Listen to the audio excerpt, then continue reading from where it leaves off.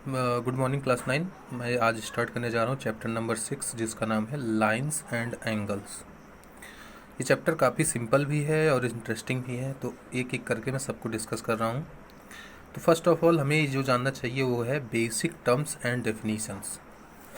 Lines and angles जो chapter है वो स्टार्ट कहाँ से होता है, उसके बारे में जो बेसिक्स हैं वो हम लोग यहाँ पे डिस्कस करेंगे। तो बेसिक टर्म्स में जो पहली चीज़ आती है वो है डिफरेंट टाइप ऑफ एंगल्स। आप लोगों ने हालांकि ये पढ़ भी रखा है, लेकिन एक बार इसको डिस्कस करना ज़रूरी है बिकॉज कई लड़के इसको नहीं जानते हैं। तो अगर मैं एंगल्स के टाइप्स की बात करूं बेटा, तो जो पहला टाइप होता था वो होता था एक्यूट एंगल। तो हेडिंग में हम लोग क्या लिखेंगे? Acute angle. ये आप लोग क्लास 6, 7, 8 हर जगह पढ़ते हुए चले आ रहे हो, यहाँ पर भी आपको इसको पढ़ना है। एक्यूट एंगल को अगर मैं सिंपल लैंग्वेज में आपसे बात करूं तो आप बताओगे कि सर 0 डिग्री से बड़ा हो और 90 डिग्री से छोटा हो, ऐसा कोई एंगल अगर है तो वो एक्यूट एंगल में आएगा। लाइक 1 डिग्री, 2 डिग्री, 3 डिग्री से लेकर के 89 डिग्री तक जो भी एंगल्स आएंगे वो सब क्या होंगे? एक्यूट एंगल होंगे। तो अगर इसकी डेफिनेशन को मैं एक लाइन में लिखना चाहूँ तो मैं ये लिखूँगा, If an angle lies between 0 degree to 90 degree, then it is called as acute angle. अगर एक एंगल 0 डिग्री से 90 डिग्री के बीच में लाई कर रहा है तो ये क्या होगा? एक्यूट एंगल होगा। तो 0 डिग्री से बड़ा हो थीटा, थीटा मतलब एंगल, और 90 डिग्री से क्या हो? छोटा हो, तो ये क्या होगा बेटा? एक्यूट एंगल बोला जाएगा।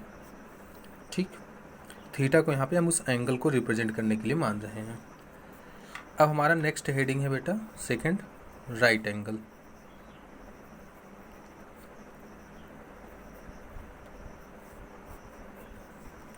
राइट एंगल का मतलब अगर कोई भी एंगल 90 डिग्री के इक्वल है तो हम उस एंगल को राइट एंगल मानेंगे। ओके, तो हमने क्या लिखा बेटा? If an angle is equal to 90 degree then that angle is right angle. So if theta is equals to 90 degree तो ये राइट एंगल उसको माना जाएगा। ठीक है, नेक्स्ट हमारा जो थर्ड है टाइप है उसका नाम है ऑब्ट्यूज एंगल।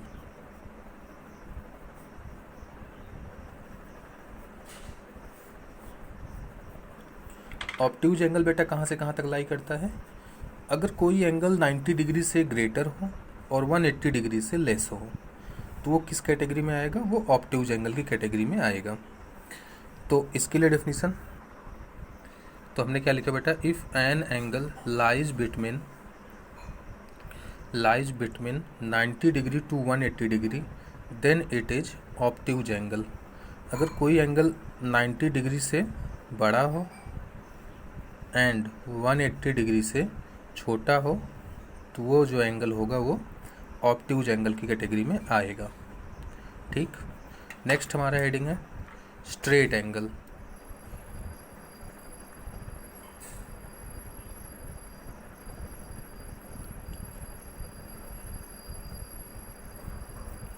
स्ट्रेट एंगल मतलब एक स्ट्रेट लाइन है। एक स्ट्रेट लाइन का जो मैक्सिमम एंगल होता है वो होता है 180 डिग्री।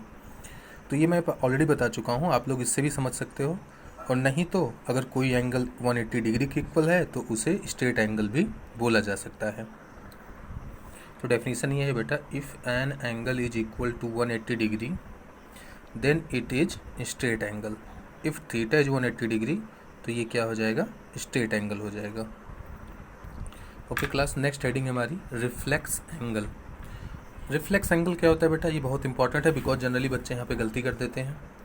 रिफ्लेक्स एंगल का मतलब ये होता है बेटा, अगर कोई एंगल 180 डिग्री से बड़ा हो और 360 डिग्री से छोटा हो तो वो क्या माना जाएगा? रिफ्लेक्स एंगल माना जाएगा। तो इसके लिए डेफिनेशन में लिख दी है, if an angle lies between 180 degree to 360 degree then it is reflex angle. तो अगर थीटा जो है वो 180 से बड़ा हो और 360 डिग्री से छोटा हो तो वो क्या हो जाएगा? रिफ्लेक्स एंगल हो जाएगा। ठीक है, तो बेटा मैंने सारे टाइप के एंगल्स को डिस्कस कर लिया है। इनके नेम्स इंपॉर्टेंट है इसलिए मैंने इनको डिस्कस किया था। अब आते हैं कुछ ऐसी चीज़ों पर जो इस टॉपिक को स्टार्ट करते हैं यहाँ से। अब तक तो हम लोग बेसिक्स पढ़ रहे थे, अब यहाँ से अपना टॉपिक स्टार्ट होता है जिसका पहला हेडिंग है एडजेसेंट एंगल। एडजेसेंट एंगल को समझना बहुत ही इम्पॉर्टेंट है। देखो, एडजेसेंट एंगल दो एंगल्स के लिए यूज किया जाएगा, तो कि दो एंगल एडजेसेंट एंगल कब होंगे? दो एंगल एडजेसेंट एंगल तभी होंगे जब उनके बीच में तीन क्राइटेरिया जो मैं बताने वाला हूँ वो हो तो एडजेसेंट एंगल माने जाएंगे, अदरवाइज वो एडजेसेंट एंगल नहीं माने जाएंगे। तो पहले मैं इसको लिख लेता हूँ। तो बेटे मैंने लिखा है two angles are adjacent angles if they have. दो एंगल्स एडजेसेंट एंगल्स होंगे अगर उनके पास है, पहला क्या, अ कॉमन वर्टेक्स, एक कॉमन वर्टेक्स दोनों में हो, एक common arm, a common arm, एक कॉमन आर्म दोनों में हो, और तीसरा कंडीशन ये है the non common arms are on either side of the common arms. तो ये तीनों बातें मैंने लिख दी हैं, इसको मैं यहाँ पे फिगर में एक्सप्लेन करता हूँ।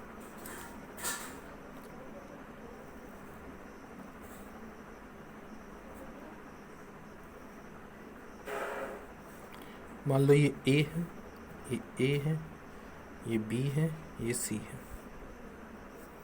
ठीक है। तो मेरे पास यहाँ पे दो एंगल बन रहे हैं, एक तो ये वाला एंगल ए ओ बी, और दूसरा एंगल बन रहा है बी ओ सी, ये वाला एंगल। अब मुझे ये चेक करना है कि क्या एंगल ए ओ बी और बी ओ सी ये दोनों एडजेसेंट हैं या नहीं हैं। तो हमें तीन क्राइटेरिया चेक करना है। पहला क्या, अ कॉमन वर्टेक्स, क्या इन दोनों में एक कॉमन वर्टेक्स है? तो हाँ, इसमें एक कॉमन वर्टेक्स है। वो कौन सा है? वो है ये ओ पॉइंट। ये जो ओ पॉइंट है ये ए ओ बी में भी है और बी ओ सी में भी है। तो ओ जो है ये कॉमन वर्टेक्स है, वर्टेक्स का मतलब होता है कोना हिंदी में।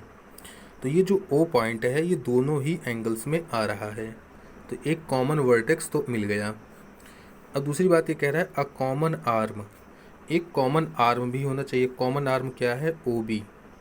ओ बी देखो ये दोनों में है, ए ओ बी में भी ओ बी आ रहा है और बी ओ सी में भी ओ बी आ रहा है। तो ये ओ क्या हो गया हमारा? Common vertex.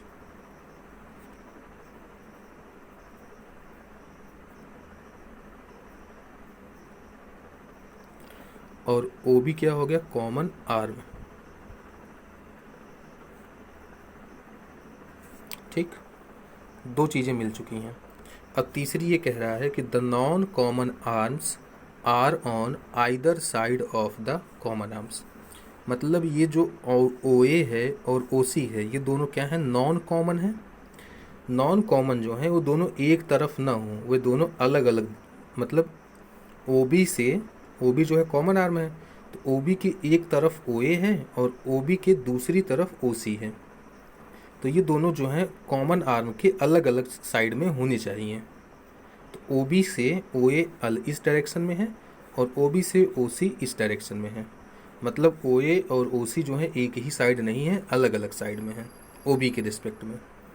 तो ये तीनों कंडीशन ये फुलफिल कर रहा है, इसलिए हम लोग बोल सकते हैं कि angle A O B and angle B O C are adjacent angle.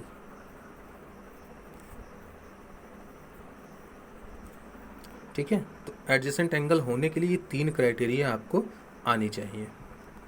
अब आते हैं नेक्स्ट हेडिंग पे जिसका नाम है लीनियर पेयर ऑफ एंगल्स।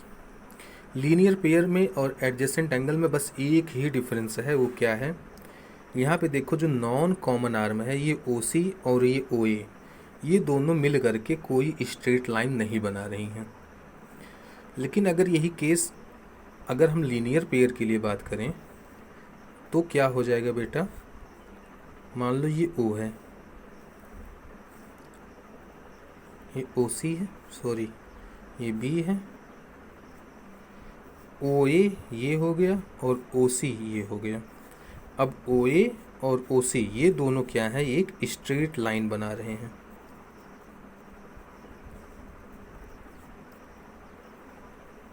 है ना? यहाँ पे ओ ए और ओ सी स्ट्रेट लाइन नहीं बना रहे थे, लेकिन यहाँ पे ओ ए और ओ सी एक स्ट्रेट लाइन बना रहे हैं।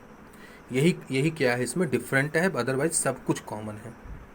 तो लीनियर पेयर में और एडजेसेंट में क्या होगा बेटा, ओ ए और ओ सी मतलब नॉन कॉमन आर्म जो हैं वो स्ट्रेट लाइन नहीं बनाएंगे, बट लीनियर पेयर में नॉन कॉमन आर्म्स जो हैं मिल करके एक स्ट्रेट लाइन बना देंगे। ये देखो स्ट्रेट लाइन बन चुकी है, उसके ऊपर कहीं ना कहीं एक कॉमन आर्म होगा। तो ये जो फिगर मैंने बनाया ये क्या है, लीनियर पेयर का है। तो लीनियर पेयर में बस एक ही डिफरेंस है, वो क्या है वो मैं यहाँ पे लिख दे रहा हूँ। तो मैंने क्या लिखा बेटा, the non common arms makes a straight line in case of linear pair of angle. Linear pair में स्ट्रेट लाइन बन जाता है। तो अब ये वाला एंगल क्या हो गया, बी ओ सी, और ये वाला एंगल क्या हो गया, बी ओ ए। तो ये दोनों एंगल क्या हो गए बेटा, लीनियर पेयर हैं। तो हम लोग कह सकते हैं कि angle B O C and angle B O A are linear pair angle.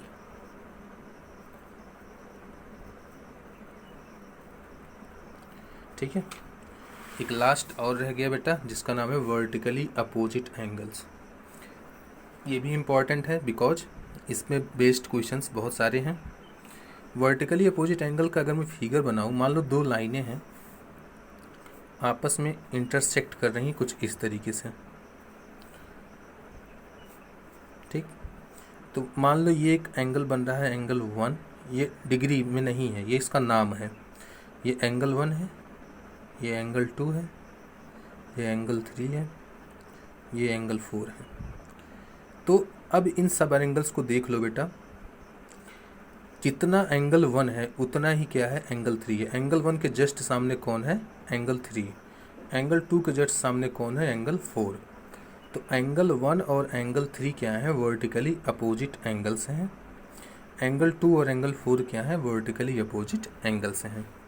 तो सिर्फ इतना जानना था हमारे लिए कि here angle 1 and angle 3 are vertically opposite angles